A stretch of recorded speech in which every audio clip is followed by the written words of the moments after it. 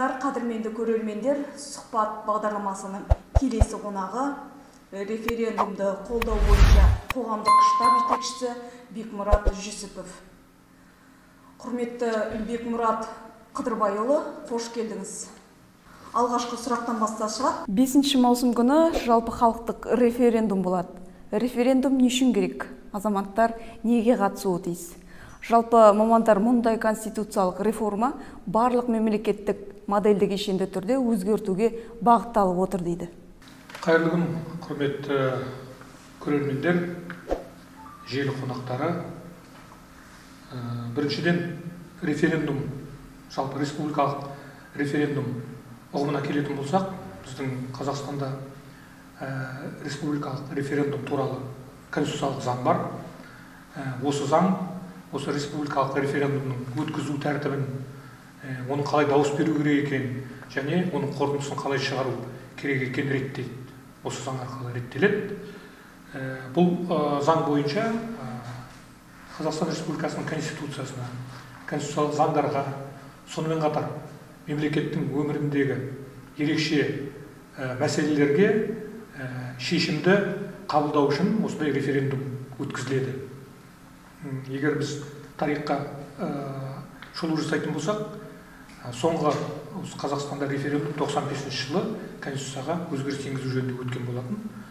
Одан бері конституцияға бірнеше рет өзгерістер енгізілді, бірақ референдумға шығарылған жоқ. Ол парламенттің әлеуеті арқылы жүзеге асырылды. Сондықтан біздер айтамыз, соңғы кезде болып отырған бұл елеулі үлкен оқиға, жаңа өзіңіз айтып кеткендей, себебі біздің конституциямызға 31 бабына өзгеріс енгізіліп, тағы 2 бабына қосымша бап қосылып отыр.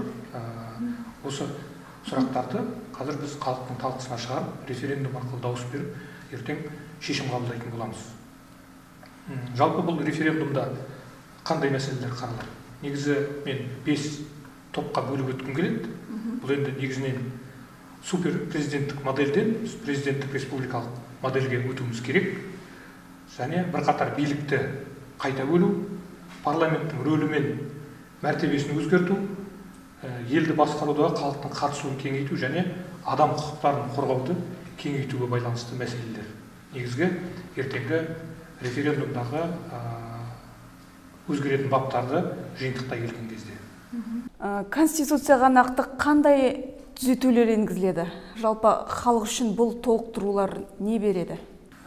Жаңағы айтқан блоктарды кеңірек ашып кететін болсақ, негізінен президенттің өзінің өкілеттіктерін басқа билік тармақтарына беруі, бұл жаңа айтып кеткендей суперпрезиденттік модельден біз президенттік республикалық модельге өту болып есептеледі. Атап айтқан кезде, мысалы, президент өзінің жоғарғы соттың төрағасын, конституциялық соттың төрағасын, басқа да лауазымды қызметкерлерді тағайындауда парламентпен өзінің билігін бөлісіп отыр. Қазір мысалы жоғарғы сот тағайындау кезінде парламентке үлкен өкілеттік беріледі. Бұл жаңа жоғарғы соттың 3 мүшесін мәжіліс тағайындайды, 3 мүшесін сенат тағайындайды, және 4 мүшесін президент тағайындап, төрағасын президент ұсынып, оны сенаттың келісімімен ғана тағайындайды. Бұл осы бізге сот жүйесіне деген үлкен реформа болайын деп отыр. Бұл депутаттарға, халықтың өкілдеріне үлкен өкілеттік беріліп отыр. Бұл жағдайда президент өзінің билігін өкілетті органмен бөлісуде үлкен батыл қадам. Бұрынғы болған реформаларда керісінше президенттің жаңа өкілеттіктері нығайған болса, бұл реформада президент өзінің жаңағы билігін басқа билік тармақтарымен бөлісіп отыр. Сонымен қатар президенттің қандай да бір саяси партияда болмауы. Бұл да біздің мемлекетіміз бірнеше партиялар қызмет жасайды біздің мемлекетте. Сондықтан қандай да бір партияға басымдық бермес үшін президент өзі партияда болмауға тиіс деген біздің конституцияда бап жүзеге асырылмақшы.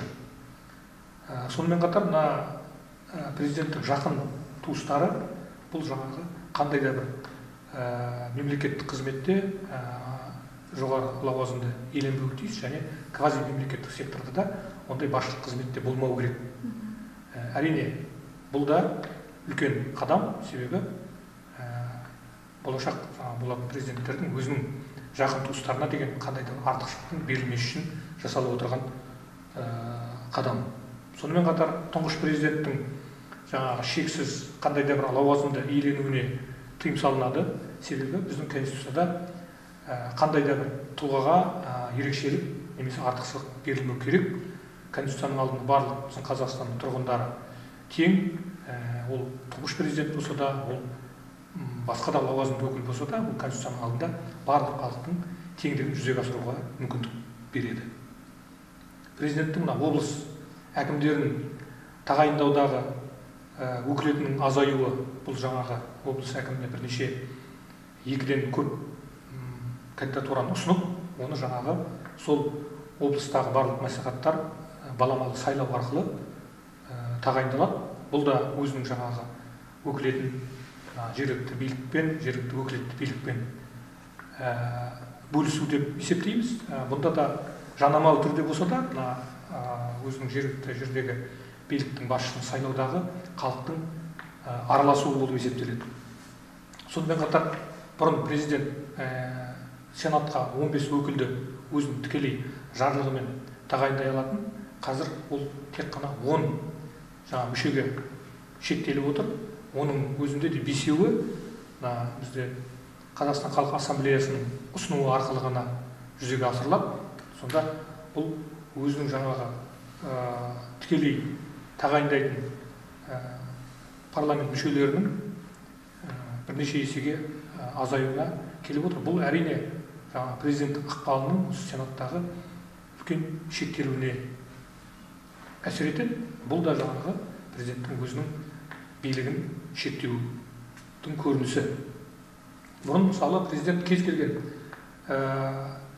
санаттағы әкімдердің қандай да бір жарлықтарын немесе олардың қабылдаған нормативті актілердің күшін жоюға мүмкіндігі бар еді. Қазір ондай мүмкіндіктен де шектеу қойылып отыр. Оны тек қана жаңағы жоғары лауазымда тұрған әкім немесе сот арқылы ғана оның жаңағы қабылдаған нормативті актілері күшін жоя алады. Бұл да президенттің өзінің жаңағы жауапкершілігін осы төменгі тұрған биліктермен бөлісуде болып отыр. Облыс әкімнен төменгі әкімдерді өзінің жарлығымен жұмыстан алып тастауға да бір мүмкіндік болады. Қазір ондай мүмкіндік тек қана өзінен жоғары тұрған әкімдерге ғана тиесілі. Бұл да президенттің өзінің жаңағы өкілеттігінің шектеуінің бір көрінісі болып табылады. Бұл бір жағынан президенттің өзінің жаңағы суперпрезиденттік билігінен президенттік билікке көшу, екіншіден жаңағыдай жергілікті биліктің үлкен бір әлеуеті алу және ол сол жергілікті жаңағы басқаруды дамытудың бір көрінісі болып есептеледі деп ойлаймын. Референдум өткізілген соң өзгерістер қандай бағытта жүргізілуі мүмкін деп ойлайсыз? Жалпы бұлай заңдарды қарайтын болсақ, олар өзінің жаңағы иерархиясы болады, өзінің жаңағы санаттары болады. Ең жоғары тұрған біздегі иерархия бойынша заң бұл конституция. Конституциядан кейін конституциялық заңдар бар. Бұл конституциялық заңдардан кейін біздерде кодекстер өзінің күшінде болады. Кодекстерден кейін ғана бізде қарапайым заңдар, одан төмен жаңағы нормативті құқықтық актілер деп айтамыз. Жергілікті жерде, министрліктерде қабылданатын басқа да актілер. Конституция тек қана жалпы заңдардың бағытын белгілейтін құжат. Бұл жаңағы күнделікті практикада қолданатын заң болып есептелмейді. Бұл жалпы кез келген заң қабылданар алдында бұның конституцияға сай еместігі сараптан өтеді. Егер ол конституцияға сай болған жағдайда ғана жаңағы заң қабылданып өзінің күшіне ене алады. Мысалы, біздің конституциядағы баптарға байланысты, жерге байланысты бап өзгереді деп отырмыз. Себебі бұрын жер немесе жер қойнауы байлығы, жаңағы өсімдіктер, жануарлар әлемі мемлекетке тиесілі дейтін болсақ, ол қазіргі өзгеретін бап бойынша ол халықтың меншігінде деп норма өмірге енеді. Бұл норма өмірге енгеннен кейін ол жаңағыдай тікелей өзінің қолданысын таппайды. Себебі бізде жер кодексі бар. басқа да мына жер қойнауына байланысты әртүрлі заңдар бар. Сондықтан сол заңдарға мына конституцияға сай өзгерістер енгізілгеннен кейін ғана барып жаңағы норма өзінің күнделікті қолданысына енеді.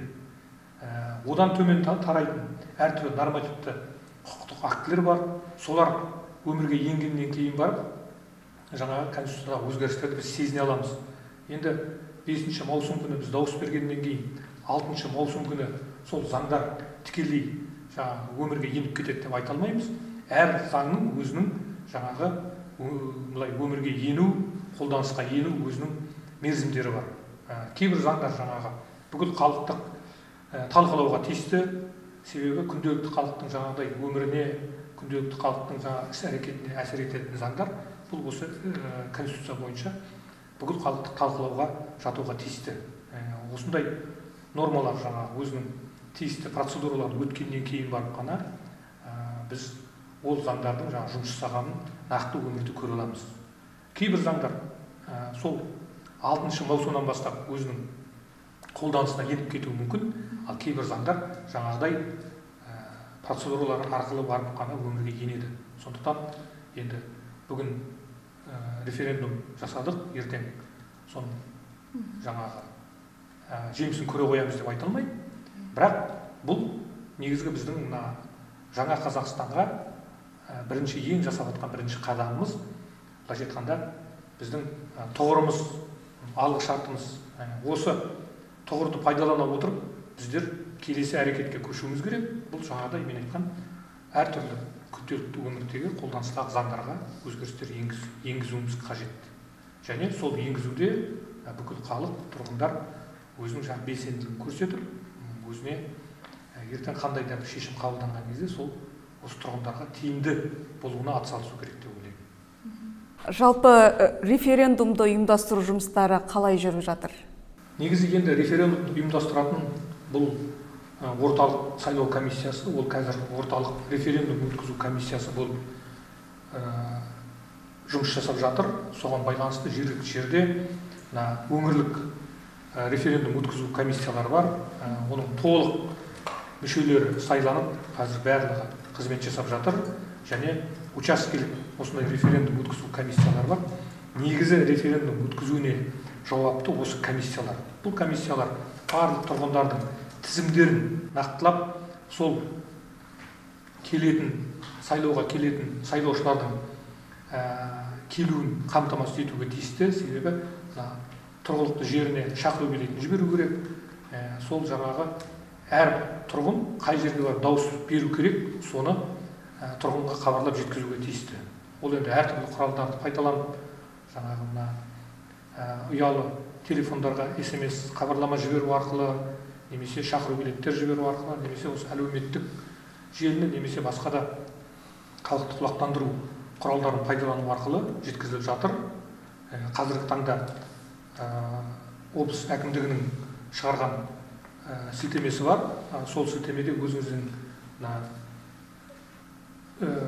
ЖСХ деп айтамыз, жаңағы жеке нөміріңізді, идентификациялық нөміріңізді көрсету арқылы сіз өзіңіздің қай участокке барып дауыс бере алатыныңызды нақтылап білуге болады.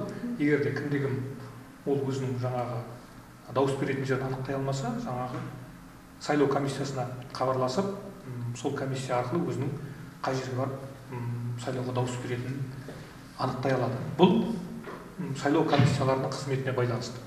Сонымен қатар республикада осы барлық белсенді азаматтар жиналып, үкіметтік емес ұйымдар бар, басқа да әртүрлі қоғамдық ұйымдар жиналып, осы референдумды қолдау жөнінде штаб құрған болады. Сол штабтың өкілдігі ретінде біздің облыста да бірнеше белсенді азаматтар жиналып, үкіметтік емес ұйымдар, қоғамдық ұйымдар бірігіп, осы референдумды қолдау, осы референдумдағы болатын ақпаратты халыққа жеткізу жөнінде штаб құрылған болады. Сол штабқа жетекшілік ету маған тапсырылған болады. Содан бері осы 10 күннің төңірегінде біздер қолымыздан келгенше осы ақпараттандыру, ақпаратты халыққа жеткізу жөнінде жұмыстар жасап жатырмыз. Бұл ерікті түрде жасалатын жұмыс, қоғамдық жұмыс. Бұған ешқандай да қаражат қаралмаған. Біздер сол өзіміздің жұмыстан бос уақытымызда жиналып, әртүрлі кездесулер өткізіп, тұрғындарға референдумның маңыздылығын түсіндіріп, жұмыстар жасап жатырмыз. егер қандай да бір азамат өзінің белсенділігін танытып, бізбен бірге осы штабта қызмет жасайын десе, оған біз тек қуана қарсы аламыз және барлық қолымыздағы бар ақпаратпен бөлісеміз. Біздің қазіргі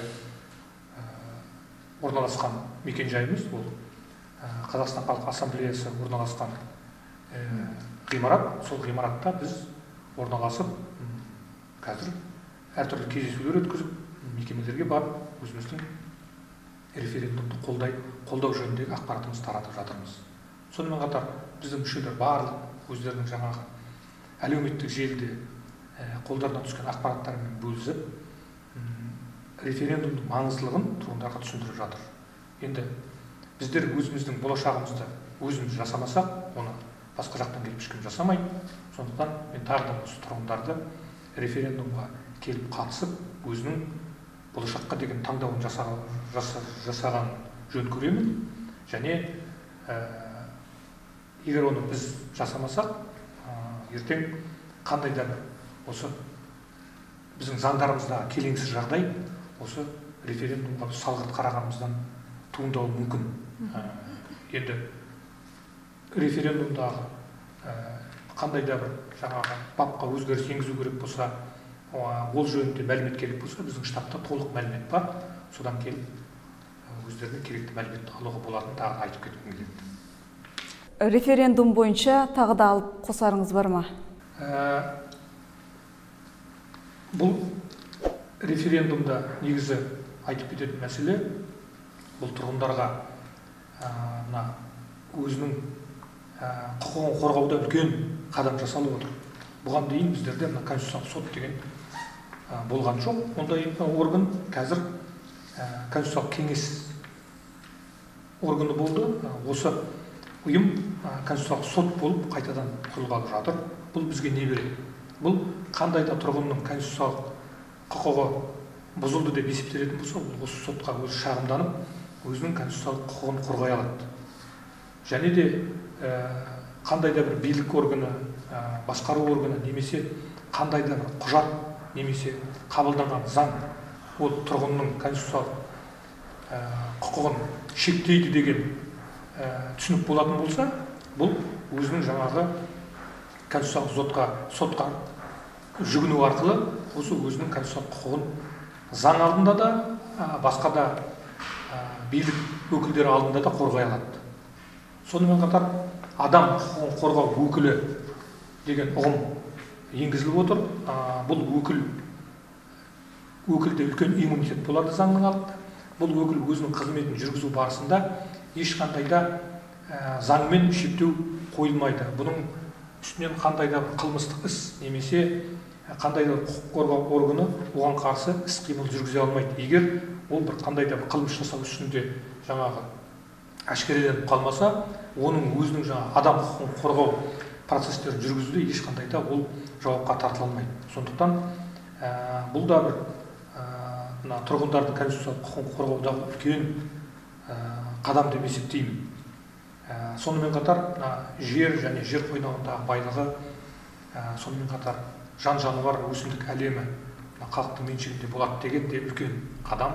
Өздеріңіз білесіздер, себебі біздің мемлекетіміз жері өте үлкен, сонымен қатар жер қойнауының байлығы өте көп мемлекет болып есептелеміз. Бірақ өкінішке орай осы жаңағы жердің байлығынан, жер қойнауының байлығынан халықтың толық жаңағыдай пайдаланып отырған, сезініп отырған біз күнделікті өмірде байқай алмаймыз. Сондықтан қазір осы норма жүзеге асырылғаннан кейін біздің осы нәрселерге байланысты үлкен заңдарымызға өзгеріс енген кезде халық өзінің осы байлықты пайдалануда, жерді тиімді пайдалануда өзінің құқықтарын толық жүзеге асыра алады деп ойлаймын. Сондықтан біздер референдумға барып өзіміздің осы мүмкіндігімізді толық пайдаланып қалуымыз керек деп ойлаймын. Сондықтан тұрғындарды ертең 5 маусым күні болатын референдумға бір ауыздай қатысып, өзінің жаңағы былайша айтқанда азаматтық парызын жүзеге асыруға шақырамын. Тағы да бір мәселе, бұл жаңағы жергілікті жердегі өзін-өзі басқару институттарының мүмкіндігінің кеңеюі. бұл жаңа айтып кеттім, облыс әкімін сайлау жүзеге асады. Баламалы сайлау болса да, бұл сайлау жүйесінің биліктің алдындағы бірінші жасап отырған қадамы деп ойлаймын. Сонымен қатар болашақта барлық аудан әкімдері, қала әкімдерін сайлау жүзеге асырылады. Бұл нормада біздің конституцияда қаралған. Ертең сайлау туралы заңға, жергілікті өзін-өзі басқару туралы заңға өзгеріс енгеннен кейін күтіп отырмыз. Осы сайлау жүйесі түбегейлі өзгермек.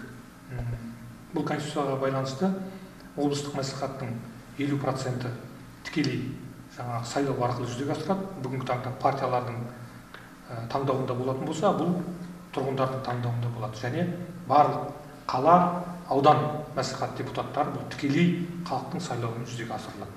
Сондықтан референдумдан күтетін өзгеріс өзіміздің халықтың тікелей қатысуына деген үлкен мүмкіндік берілейін деп отыр. Сондықтан тағы да айтатыным, осы референдумға қатысып, әрбір азамат өзінің тиісті, былайша айтқанда, құқығын пайдалану керек деп ойлаймын. Құрметті Бекмұрат Қадырбайұлы, бағдарламамызға келіп, сұрақтарға жауап бергеніңіз үшін көп рахмет. Құрметті көрермендер, бүгінгі біздің сұхбат бағдарламасы аяқталды. Амандықта жүздескенше.